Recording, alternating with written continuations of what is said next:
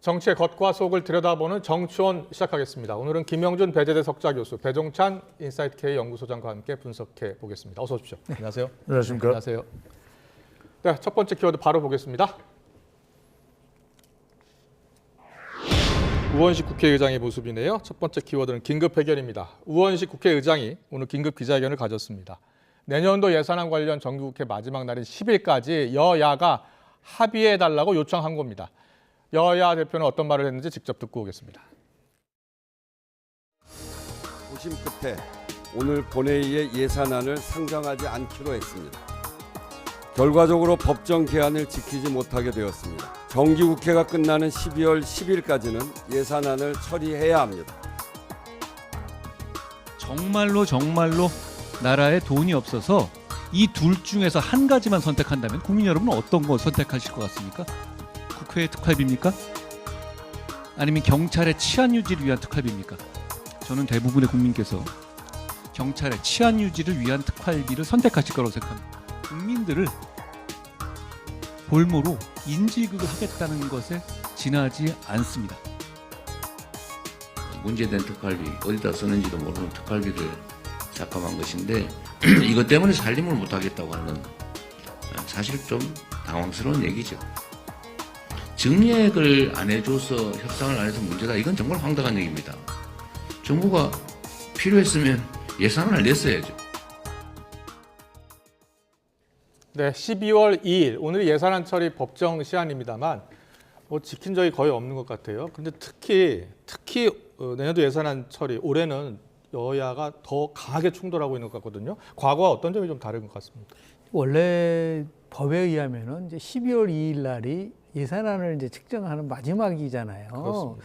그런데 12월 10일이 이제 정기국회가 마감되는 거고, 또 우원식 의장이 기일을 지키지 못해서 죄송하다는 얘기가 12월 2일 날 예산이 이제 확정돼야 되는데, 과거에는 법에 의하면 여야가 이렇게 충돌하지 못하면 정부 예산이 12월 2일 날 자동 상정되는 그런 거가 있었어요. 그렇습니다. 예, 그게 이제 그게 뭐 엄밀하게 따지면은 국회 선진화법이 만들어지면서 이제 만들어진 거거든요. 왜냐하면 이제 그 예산안을 둘러싸고 이렇게 계속해서 갈등을 일으키게 되면은 어떤 때는요 12월 31일 날 지나고 나서도 통과한 적이 그런 적이 한 번 있습니다. 있었습니다. 예. 근데 그런 거를 이제 막기 위해서 만든 제도인데, 이게 오히려 이제 편법적으로 결국 이제 증액을 할 수가 없거든요. 정부 예산안이 나오면은. 그러니까 감세를 통해서 감세를 할 수 있다고 이제 돼 있기 때문에 그걸 이제 야당이 이제 활용을 해서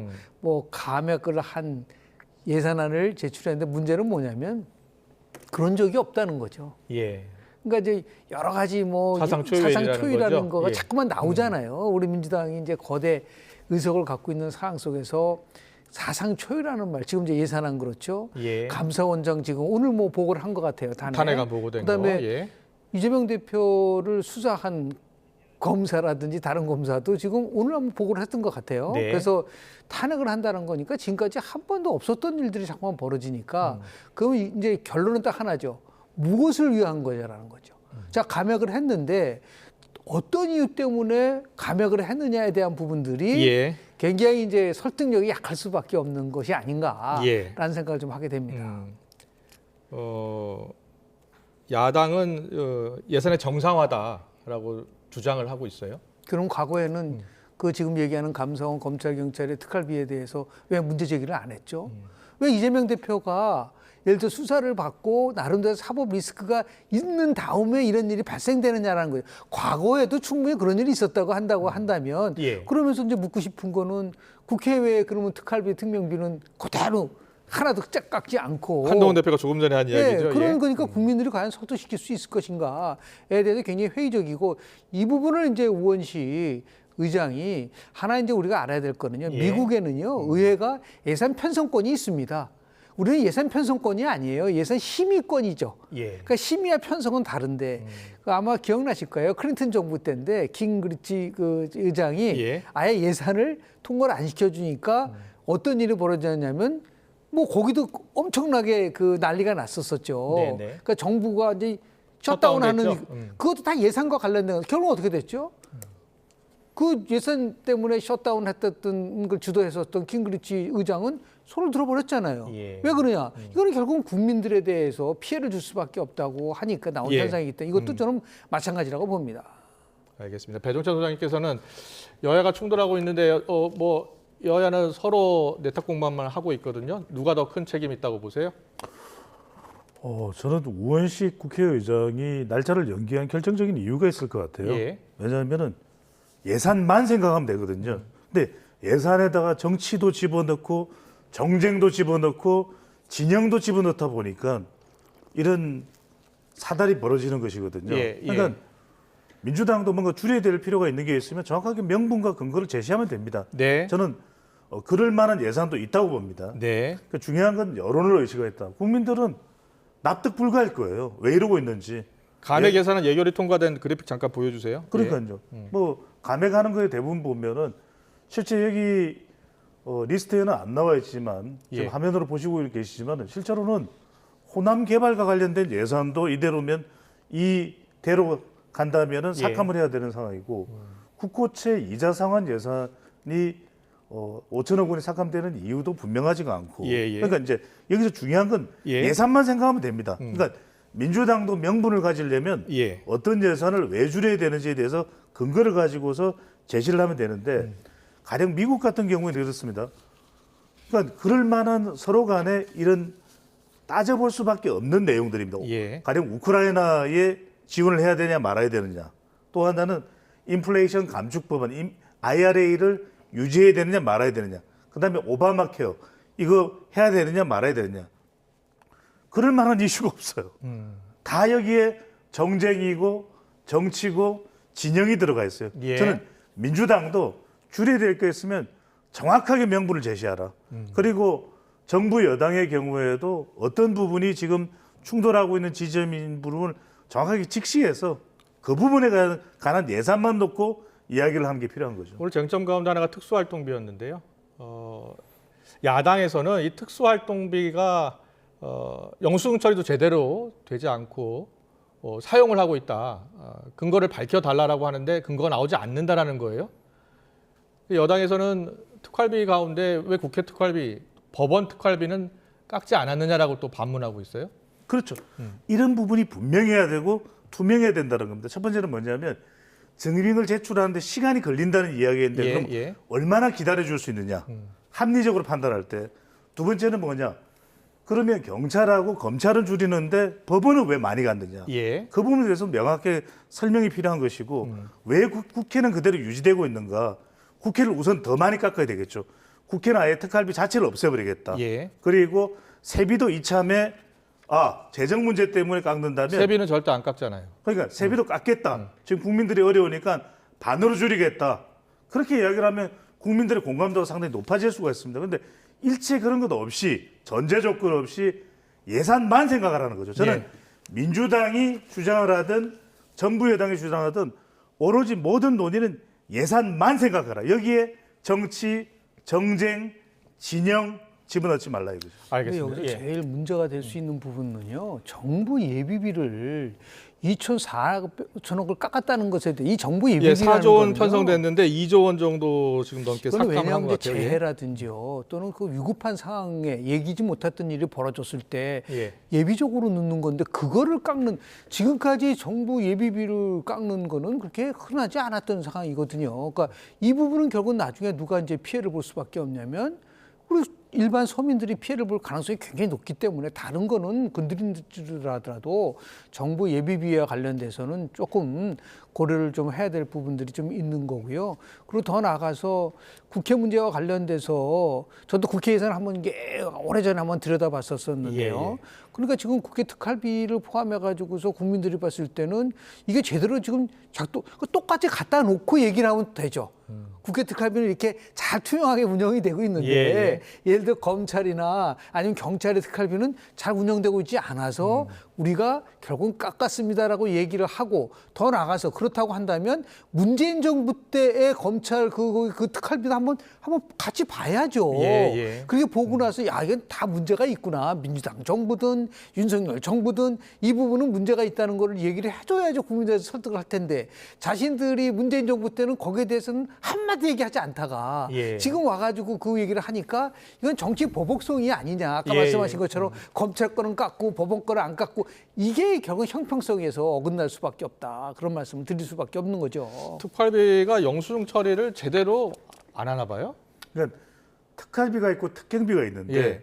특활비의 경우에는 사실은 이걸 용처를 좀 밝히기 힘든 것도 있을 테고요. 예. 또 특경비의 경우에도 사실은 미리 예상하지 못한 그런 비용 지출이 있거든요. 예. 그래서 제가 말씀드린 건 뭐냐면 모든 이 지출에 대해서 다 용납이 되는 건 아닙니다. 영수증이 없는 것이. 근데 그런 걸 허용할 수 있는 게 있고 첫 번째. 두 번째는 뭐냐면 왜 빨리 증빙을 안 가져오냐 그러는데 빨리 낼 수 있는 게 있고 시간이 걸릴 수밖에 네. 없는 게 있거든요. 알겠습니다. 여기에 대한 부분은 합리적으로 할 필요가 있는 거죠. 네, 잘 들었습니다. 다음 키워드로 바로 넘어가겠습니다. 보여주세요.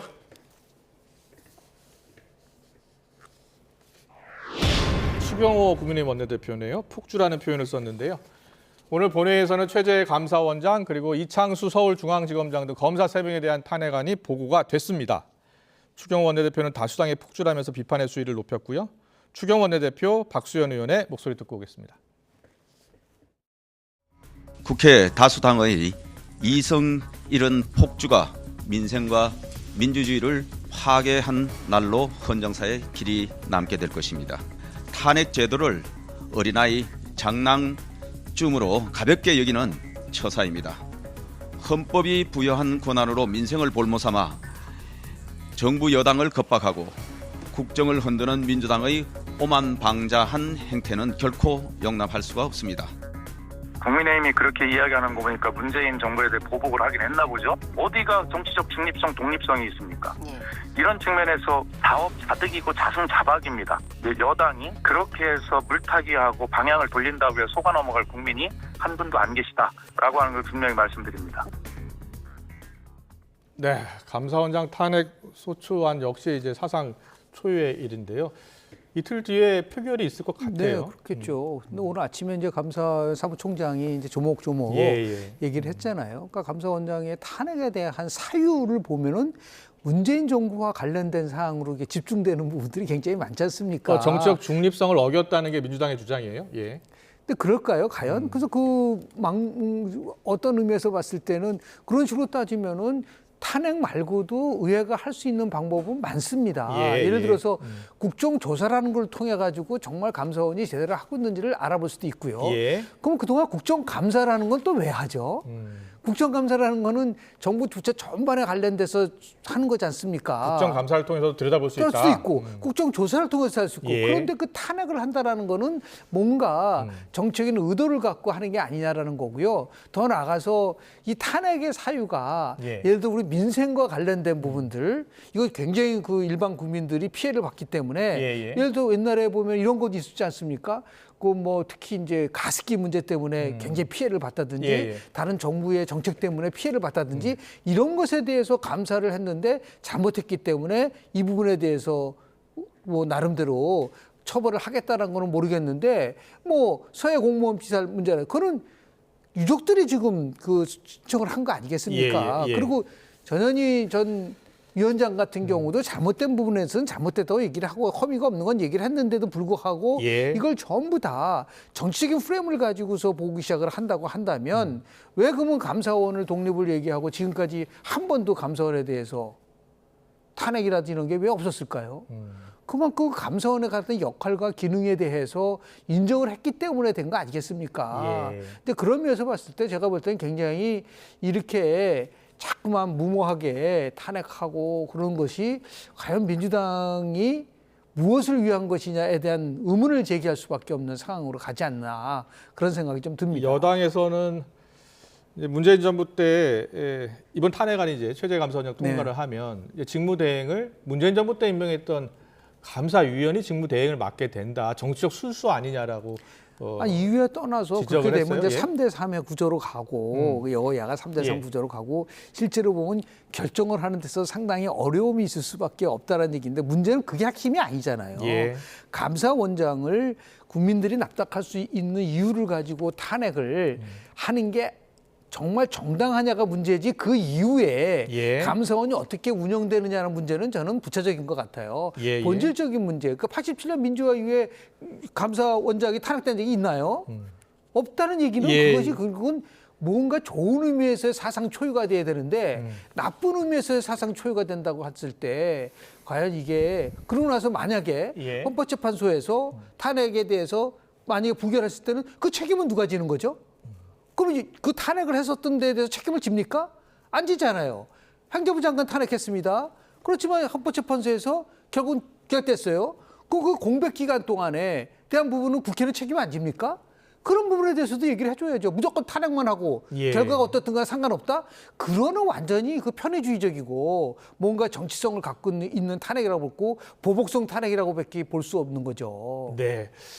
야당에서는 이제 그 감사원의 반발에도 불구하고 지금 현 정부에 대한 감사가 제대로 이루어지지 않고 있다. 특히 지금 현 정부의 대통령실에 대한 감사가 제대로 이루어지지 않고 있기 때문에 정책 중립성을 잃었다는 주장이에요.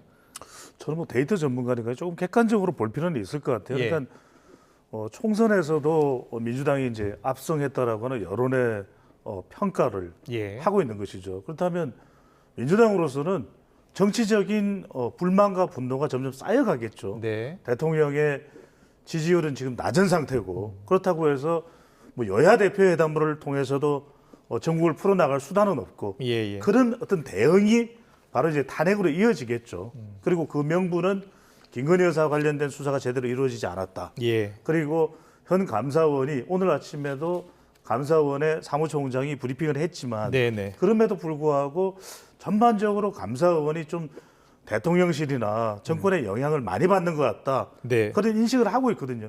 그러면 그런 인식을 하고 있는 국민 여론도 있을 거예요. 그러면 이제 강하게 대응을 하자라는 것인데 저는 여기서 대응 수준이 중요한 것 같아요. 그렇게 해서 지금 이번에 이 서울중앙지검장까지 포함하면은 네. 또 2명 추가죠. 총 12명의 검사를 이제 탄핵 대상으로 삼게 되는 것이죠. 예, 근데 예.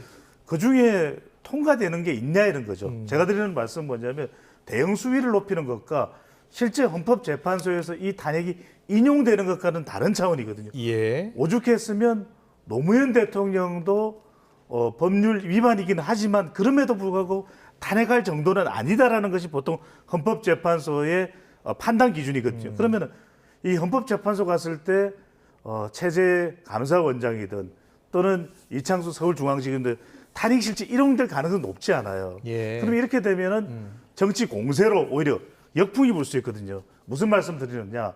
지금 감사원장은 독립기구고 검찰을 또 이렇게 탄핵을 하는 것에 대해서는 이재명 대표의 재판 리스크랑 좀 연관된 거 아니야 하는 의심을 받을 수도 있거든요. 예. 그러면 다른 기능이 얼마든지 있습니다. 국정조사 가능합니다. 네. 최혜병 그렇게 하죠. 국정감사도 가능합니다. 또 상임위원회 소환도 가능하거든요. 이런 수단으로도 얼마든지 할 수가 있다는 것이죠. 예. 지금 22대 국회 들어서 10번째 탄핵 소추가 될 것 같다라고 이야기를 하고 있어요. 예. 그런데 야당이 이렇게 강력하게 밀어붙이고 있는 이유가 있을 거 아니에요?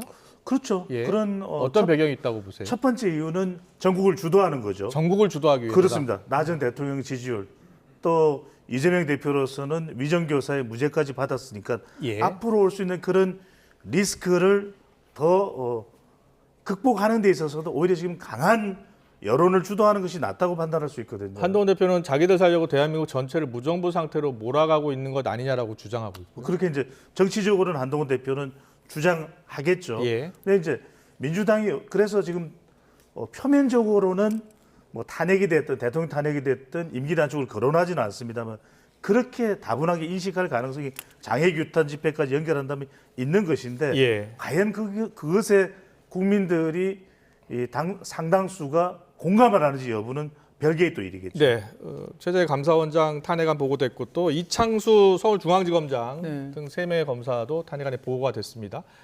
일단 지검장 직무가 정지되는 거 아니에요? 그렇습니다. 예. 뭐 어떻게 오랜 기간 동안 될지 말지는 모르겠지만 하여튼 직무는 정지되는 상태가 그렇습니다. 되고요. 예. 그러니까 일종의 압박 카드로서 사용을 하려고 하는 것인지는 모르겠어요. 예. 대표적인 게 지금 뭐 김건희 여사 와 관련돼서 도이치모터스 주가 조작 의혹 관련해서 무혐의 처리한 것에 대해서 그걸 이유로 해가지고서 했다고 역시 한다면 정책 중립을 위반했다라는 주장이죠. 그게 실제로 그걸 판단할 수 있는 거는 탄핵이 아니라 법적인 판단을 받아야 되는 거 아닌가요? 예. 그런데도 불구하고 이렇게 탄핵을 먼저 내세운다는 것은 제가 정말 그 우리 의회 과정을 연구하는 연구자 입장에서 봤을 때 네. 과거에 집권당이 아주 막강한 힘을 가졌을 때요. 그때 야당이 가장 많이 쓴 말이 뭐였었죠? 예. 마음대로 권력을 휘두르지 말아라 라는 거였었잖아요. 예. 그런데 지금은 뭐냐면 이 대통령제에서는 견제와 균형이라는 것이 이루어진다고 한다면 예. 윤석열 대통령에 대해서 비판하는 가장 기본적인 게 뭐죠? 마음대로 권력을 쓴다는 거 아니에요? 그런 식으로 따지면은 의회가 권력을 마음대로 휘두르는 거는 괜찮은 건가요? 거기 첫 번째 의문이 있을 수밖에 없는 것이고, 그래서 참 안타까운 거는 180년 전에 프랑스 사상가 토크빌이 뭐라 그러냐면 이 민주주의의 가장 위험한 거는 뭐냐면 바로 의회 다수의 폭정이다. 연성 독재가 나올 수 있다. 힘을 가지고. 예. 그렇게 얘기를 했는데 그게 180년 후에 대한민국 지금 의회에서 일어나는 걸 보고 너무 참담한 거죠. 그래서 항상 얘기하지만 힘이 있다고 해서 힘을 막 쓰는 게 아니라 제도적으로 자제하고 상호 존중이라는 이 두 규범이 지켜지지 않으면 의회 민주주의는 무너질 수밖에 없는 거거든요. 예. 그런 의미에서 봤을 때 힘을 마음대로 쓰는 것에 대해서 자기 정당화만 얘기한다는 것이 과연 옳은 것인가? 그게 결국은 철학의 문제고 더 나아가서 그 사람들이 의회라는 게 도대체 뭐냐에 대한 부분들에 대한 생각도 좀 깊이 좀 해봐야 되지 않을까라는 말씀을 드릴 수밖에 없는 거죠. 네. 이 검사 탄핵안 이번에 통과하면 10명이 넘게 된다고요? 그렇습니다. 네. 예. 여론에 어떤 영향을 미칠지 주목되는데 잠시 뒤에 이제 여론조사를 통해서 분석을 해드릴게요. 다음 키워드 보고 가겠습니다. 네, 김민석 더불어민주당 최고위원이네요. 6개월을 언급을 했습니다. 지난 토요일 열린 정권규탄 5차 장애집회에서 김민석 최고위원은 6개월 안에 승부를 내자라고 이야기했습니다. 직접 듣고 오겠습니다. 국회 임기는 윤석열보다 1년 길고 국민 임기는 영원 무궁. 이승만, 박정희, 전두환, 박근혜 다 못 버텼는데 무슨 수로 버팁니까? 오늘이 5번째 집회입니다. 50일 후 트럼프 취임 전에 판을 바꿉시다. 성탄절은 주술 정권 퇴치를 노래하고 송년 후엔 10명만 모여도 시국선언을 하고 트럼프에겐 평화로 노벨상을 구원합시다. 25주 6개월 안에 승부를 냅시다. 민주당은 10만 명이라고 주장하시는데 경찰 신고는 12,000명이잖아요. 어떻게 보면 이게 이제 국민적 요구라고 말씀하시기에는 많이 역부족이다. 문재인 정부도 결국 그렇게 열심히 수사하고도 아무것도 혐의점을 입증하지 못했던 그런 문제를 또 특검이라는 걸로 정쟁의 소용돌이를 만들어서 지금 중요한 민생 문제들이 그렇게 되면 또 다 빨려 들어가는 블랙홀이 되지 않겠습니까? 저는 그게 국가를 위해서도 좋지 않다라고 생각하고. 네, 김민석 최고위원 6개월 내에 승부를 냅시다라고 이야기했는데 이재명 대표의 공직선거법 사건 사법 리스크를 염두에 둔 것 아니냐라는 이야기도 나와요. 그렇죠. 그게 예. 의식되는 것이고 또 이제 상당히 지금 보면은 장애규탄 집회에 김민석 수석 최고위원의 목소리가 상당히 높습니다. 예, 예. 그게 이른바 얼마 전에 조홍천 전 의원이 이야기했던 낙점설이죠. 이른바 누가 좀 더 목소리를 더 높이고 있는가. 예. 그런 경쟁 구도에서 김민석 수석 최고위원이 정청래 전 수석 최고위원보다도 목소리의 톤 자체가 높다. 상당히 그런 부분도 우리가 주목해 보는데 여기서 주목할 것은 방금 전에 김행크께서 말씀하셨던 대로 6개월이라는 게 공직선거법 2심은 3개월 내에 해야 되지만 그렇게 빨리 나오긴 힘들 거예요. 그러면 적어도 6개월이 공직선거법이 633이죠. 그렇죠. 6개월, 3개월, 3개월. 이게 여러 가지 의미가 있습니다. 6개월 뒤면은 내년 5월 달이니까 이른바 벚꽃 엔딩을 이야기하는 거죠. 예. 그러니까 마치 이제 이 탄핵 국면과 임기 단축까지도 연결하고 있는 것이고 아. 그렇다면 여기서 국회의원 임기를 강조한 것은 여당도 대통령보다 국회의원들의 22대 국회 임기가 더 길지 않느냐. 예. 뭐 이탈할 수 있을 것 같은데 하는 걸 좀 자극을 하는 거죠. 분노는 항상 자극으로 연결되거든요. 네. 근데 마지막으로 이제 말씀하셨던 대로 공직선거법 2심 이 부분은 상당히 이제 불안해질 수 있는 요인이기 때문에 네. 6개월 뒤라는 것이 이런 함축적 의미도 담겨 있는 것으로 보입니다. 네. 정권 규탄 집회에서 나온 6개월 안에 승부냅시다. 이 발언은 어떻게 보셨어요? 뭐 지금 말씀하신 예. 대로 이제 633 이래서 실은 이제 제가 관심 있는 거는 지금 얘기하는 민주당의 모든 규탄 뭐 더 나가서 현 정부에 대한 비판 그거의 분수령이 될 수 있는 거는 결국은 2심 판결이에요. 예. 근데 2심 판결은 제가 볼 때는 그렇게 복잡한 사항이 아니거든요. 선거법과 관련돼서도 두 가지가 쟁점이었었잖아요. 예. 골프를 쳤다, 안 쳤다라는 거 하고 더 나가서 백현동과 관련돼서 국토부의 협박이 있었냐 없었냐를 가지고 결국 판결을 내렸는데 네. 이게 뭐 더 이상 뭐 이렇게 질질 끌 수 있는 상황은 아니고요. 3개월 내에 나올 수 있는 부분도 있고 저 또 하나 예. 지금 위증교사와 관련된 거는 지금 무죄를 받았기 때문에 그렇습니다. 재판 지연할 의무가 아무것도 없어요. 예. 저는 단언컨대 이 두 사건이 3개월, 4개월 내에 2심이 끝날 거라고 봅니다. 그런데 그 두 개의 재판 중에서 피선거권 박탈이가 하나만 나와도 민주당은 흔들릴 수밖에 없습니다. 예. 6개월 만에 끝나자가 아니라 결국은 거꾸로 역풍을 받을 수 있다. 이재명은 1년 내에 끝난다. 네. 1년 내에 끝나게 돼 있다. 예. 그랬을 때 그거를 막기 위해서 이렇게 몸부림치는 거죠. 이게 6개월 내에 끝난다는 얘기에 대해서 갖고 있는 부분들은 어떻게든 간에 최종적인 판결 전에 판을 새로 짜서 대선을 가져가야 된다는 그러한 건데 또 하나 강조 싶은 것은 지금 국회에서 저렇게 막 입법부가 야당에 의해서 다 독주를 가는데 가장 하는 게 뭐라고 말씀 많이 하나요? 야당이 민심을 예, 예. 확인했다잖아요. 그럼 대통령실 것에서 진 민심은 왜 확인을 안 하죠? 그러니까 그 똑같은 상황이잖아요. 그 자기네한테 모든 걸 유리하게만 해석해가지고 저런 식으로 강공으로 가고 규탄하고 했을 때 오는 그 부분이 기대한 만큼의 효과를 가져. 이재명 1급 체제가 지속될 수 있느냐 없느냐 1년 내에 끝난다. 그게 오히려 더 정확하게 한국 정치의 변곡점을 맞을 수 있는 것이지 예. 지금 김민석 의원이 얘기하는 단순한 6개월 바람, 기대 이거 가지고는 제가 볼 때는 변화 주기가 어려울 거라고 봅니다. 네, 알겠습니다. 잘 들었습니다. 오늘 여론조사에 앞서서 다음 키워드를 좀 보여주세요. 여당 내 반응을 좀 보고서 여론조사 가겠습니다. 다음 키워드 보여주세요.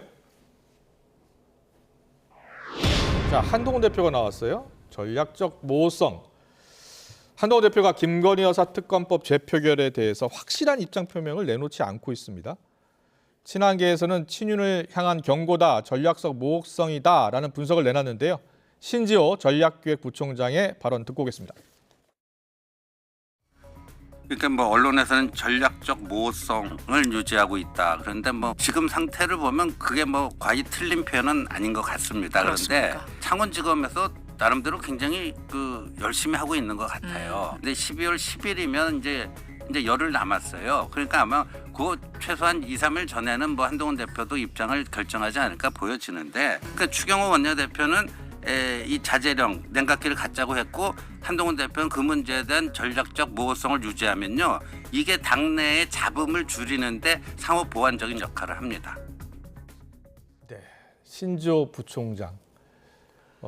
전략적 모호성 표현 맞는 것 같다라고 이야기를 해요. 근데 한동훈 대표가 오늘도 기자들이 물었더니요, 과거 발언으로 가름하겠습니다라고 표현해요. 근데 그렇죠. 과거 발언이 많잖아요. 국민 눈높이도 있고 여러 발언들이 있는데 명확하게 이야기를 하지 않아요. 그렇죠. 어떤 배경이 있을까요? 전략적 모호성이 어떤 데 작동되느냐면 예. 난감할 때거든요. 난감할 때. 그러니까 이럴 때는 우리가 둘이 뭉실해지 둘은 뭉술해지는 것이거든요. 근데 예. 지금은 그럴 수밖에 없는 것이 한동훈 대표와 관련된 일이기도 하지만 이것이 자칫 친윤의 배후에는 그럼 누가 했느냐 이렇게 하면 또 윤한 갈등이거든요. 윤한 대충돌이거든요. 예. 그러니까 지금 한동훈 대표는 어느 지점에 와 있냐면 변화한다고 해서 당대표가 됐습니다. 네. 그런데 이제 그럼 변화했느냐, 변화로 못 갔죠. 그러다 보니까 이제 그러면 헤어질 거냐 말 거냐 그거는 지금 결정을 못 하거든요. 그럼 매우 민감하고 어떤 미래가 펼쳐질지 알 수가 없거든요. 예. 결별은 윤석열 대통령과의 결별인데 최근에 보도 나온 거 보면 한 대표가 당원 게시판 논란 관련해서 용산이 조직적으로 움직이고 있다라고 생각한다라는 보도 확인된 건 아니고요. 그렇죠. 그게 제가 말씀드린 대로 이러지도 못하고 저러지도 못하니까 지금 한 대표가 서 있는 위치는 전략적 모호성인 거죠. 근데 문제는 뭐냐면 데이터를 분석해 보면 전략적 모호성 상황에서는 이 문제가 해결은 안 됩니다. 그럼 그거는 뭐냐? 대통령 지지율도 잠시 뒤에 보겠습니다만 당 경쟁력, 대통령의 지지율도 별다른 어떤 변곡점이 안 생기고 상승의 변곡점이 안 생기고 더군다나 한동훈 대표 자신의 경쟁력도 이재명 대표와 경쟁할 때 변곡점이 안 생기거든요. 그렇다면 결국은 전략적 모호성을 영구히 가져갈 수는 없습니다. 더군다나 한동훈 대표가 대선에 출마하는 경우에는 내년 9월까지가 당대표직을 수행할 수 있는 기간이거든요. 아까 뭐 6개월이라는 벚꽃 엔딩설도 나오고 이런 걸 보면 2, 3일 전에 입장을 결정할 것이라고 했잖아요. 2, 3일 전에 어떤 결정을 내릴 것 같아요? 글쎄요. 저는 여기서 특검법 재의결에 대해서 2, 3일 전에 한동훈 대표가 지금 낼 수 있는 것이 그럼 가결로 가겠다. 2월 10일 전에 그 판단은 어려운 것이고요. 결국은 부결로 갈 수밖에 없는 그런 일단은 전략적 모호성을 유지할 것으로 보입니다. 네. 전략적 모호성. 김노중 교수께서는 어떻게 보세요? 저는 저런 표현을 쓸 것 같지 않아요. 전략적 모호성이 아니라 전략적 인내성으로 가야죠. 전략적으로 인내하는 거죠. 지금 다 알잖아요. 이게 왜 문제가 되고 있다는 부분들. 저렇게 전략적 모호성으로 한다고 한다면 마치 경고를 하고 만약에 이게 안 먹히면 우리는 그 김건희 특별법 10일 날 결국 찬성표를 던지겠다라고 하는 그런 거를 갖고 있는 거. 저런 발언 자체가 굉장히 서로가 감정적으로 충돌할 수밖에 없는 부분이거든요. 그래서 전략성 모호성보다는 지금 한동훈 대표도 다 상황은 인지하고 있지 않습니까? 인내해야죠. 그래도 판단은 결국은 누가 하느냐. 이러한 10일 이전까지는 전략적 인내성을 보이고 그 다음에 어떤 상황이 벌어질 거는 연말정국이라든지 연초정국을 위해서 어떻게 갈 것인가를 해야지. 지금 12월 10일 투표 앞두고 저렇게 자꾸만 모호성 얘기를 하고 그렇게 된다고 한다면 제가 볼 때는 이게 또다시 또 충돌의 요지가 될 수 있는 부분들이 있어서 좀 냉각기를 가질 필요가 있지 않을까라는 생각을 좀 하게 됩니다. 네, 알겠습니다. 최근 정치 이슈를 좀 다각도로 분석을 해드렸는데요. 그 여론조사에서는 어떻게 반영이 됐을까 보고 오겠습니다. 네, 대통령 국정수행평가 보면 지지율이 25.7에서 25%가 됐고요. 부정평가는 70.3에서 71%가 됐습니다. 리얼미터 조사죠. 네, 정당 지지도 보겠습니다. 국민의힘이 32.3, 민주당이 45.2, 조국혁신당 6.1, 개혁신당 2.6 이렇게 나왔고요.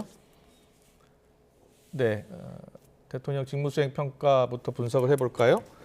20%가 계속 유지되고 있네요. 어떤 변화의 변곡점이 없잖아요. 그러니까 예를 들어서 뭐 가장 중요한 거는 인사에 대한 대폭적인 나름대로 그 변화를 준다고 한다면 솔직히 할 수 있는 부분들도 있고요. 아마 저렇게 큰 변화가 없는 거의 요인은 뭐 지금 많은 얘기가 뭐 김건희 여사 특검이라든지 재산권 특검 이거보다도요. 저는 경제 문제라고 좀 봐요. 지금 굉장히 쇼크를 받아들이는 거는 뭐냐면 내년도 경제 성장률이 한은이 발표한 거 딴 것도 아니고 1%대의 저성장.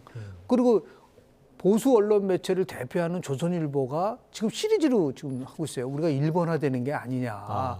장기적으로 우리 저성장 늪으로 빠지는 부분이 이런 부분들에 대한 불안감이 굉장히 강하고 또 하나는 정부는 이제 물가가 어느 정도 잘 조정되고 있다고 지금 얘기를 하고 있지만은 뭐 요새 뉴스 나온 거 보면은 뭐 여러 가지 면에서 물가가 좀 상승하고 있다는 걸 계속해서 보도를 하고 있거든요. 이런 부분들 그리고 더 나가서 이제 트럼프 정부가 결국은 출범하게 되면 관세 폭탄을 맞을 텐데 이게 과연 수출 유지에 대한민국이 잘 헤쳐나갈 수 있을 것이냐에 대한 부분인데 여기에 대해서 정말 윤석열식의 윤노믹스라는 게 명확하지를 않아요. 그러니까 조선일보도 지적을 했지만 결국은 성장의 원동력은 산업이다.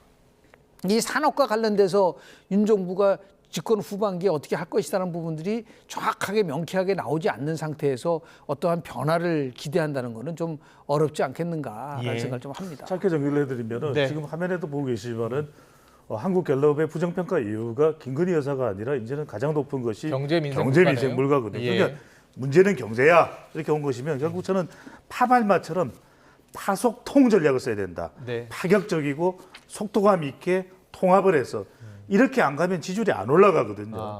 그러니까 결과적으로는 이렇게 해야만 마치 이제 이명박 정부 때 친서민 중도실형으로 지지율을 다시 역으로 역주행시켰듯이 지금의 경우도 경인소입니다. 그러니까 경제, 인사, 소통인데 짧게 소통만 말씀드리면 그냥 다수의 국민들에게 털어내는 이야기보다는 네. 오히려 우문현답, 우리의 문제는 현장에 답이 있다. 그래서 취업이 안 되는 우리 학생들의 고민은 뭔가, 또 전통시장도 전통시장이면 저는 오히려 20, 30대 주부들이 1인 가구들이 많은 마트에 가서 마트에 지금 물가 문제가 뭐냐 이런 부분들을 대통령과 장관들이 현장을 누비면서 살피고 유기적으로 모바일로 차관들 또 실무국장들하고 연결하는 이런 식의 접근이 더 효율적일 것으로 보입니다. 네, 알겠습니다. 오늘 정치권 이슈 정치원 여기서 마치겠습니다. 지금까지 김영준 배재대 석좌교수 배종찬 인사이트K 연구소장과 함께했습니다. 잘 들었습니다. 고맙습니다. 고맙습니다.